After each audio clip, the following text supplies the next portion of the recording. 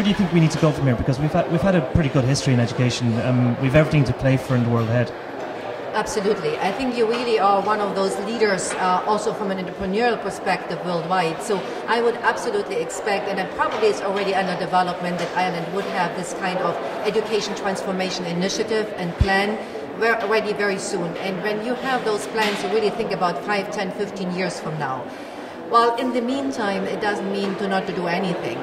My encouragement is, really work on those different components of a holistic and systemic approach, which is clearly the professional development of teachers initiative, which you have in the country to some extent. We heard the unions talking this morning.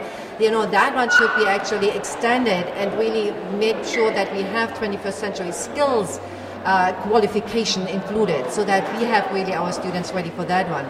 Then clearly also the initiatives in the schools and in the universities with regard to ICT into the classroom is a critical one. So give access to everybody, give equity to everybody, so that even the smallest village school has the same opportunity as a student in a city center. And then, of course, also the curricula. I mean, we are talking about curricula changes here in the country. I was impressed to hear about it. So really look into getting more stakeholders into the discussion, so that competency, collective competency, would be, contributing to this development of curricula. And last but not least, the assessment. I was making a couple of points this morning on research and assessment, how critical it is to measure student outcomes as well as teachers. So I think what we need to do is, again, here looking into international benchmarks and what Ireland can do with their own assessment system to meet those benchmarks, or even take a lead to change those.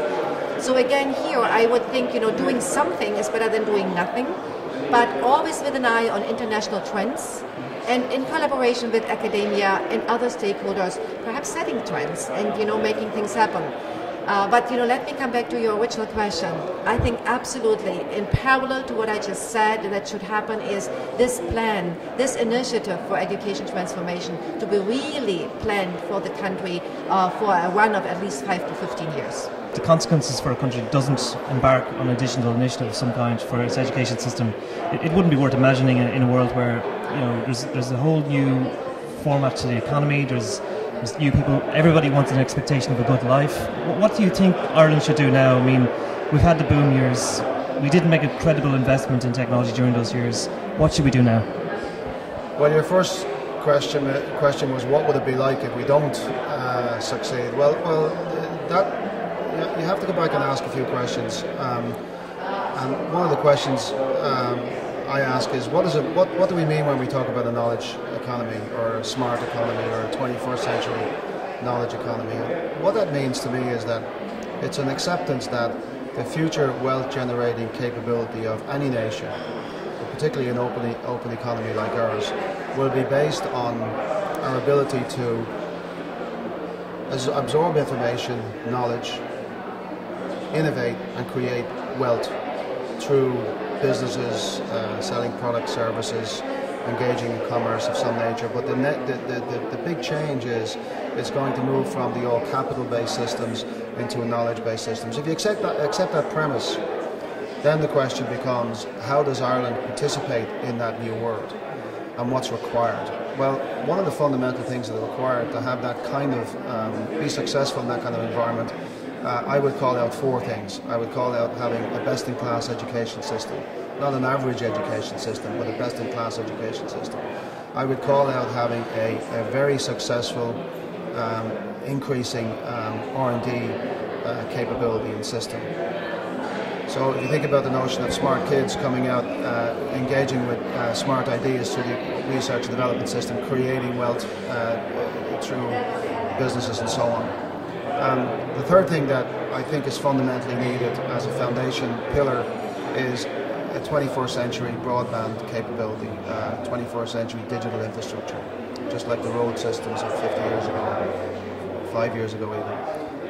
And the last thing it has is to have a government policy that really drives those 3 areas to being best in class in their own right, and then collectively having those capabilities to compete in that new environment. I mean, that's what we're talking about here, and that's why it's so important to connect the health of our education system with our future economic well-being, because those two things are going to be inextricably linked in the future. We heard today that many countries are already ahead in this regard, even countries that we would never have thought would be on the same plane with Ireland in terms of development and industrial power or prowess.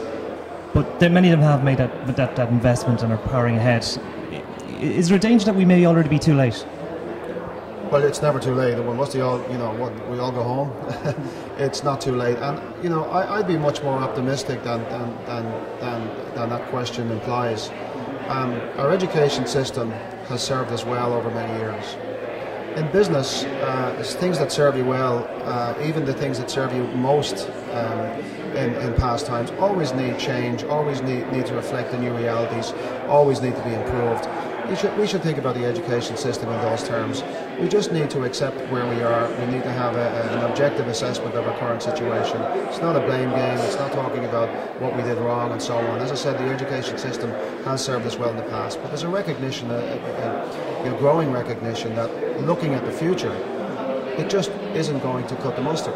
An average just isn't going to be good enough. And I think most people in this conference today, in fact all the people that I spoke to or listened to, would accept that premise. So now it's just a matter of figuring out, well, what does best in class look like and what does it take to get there?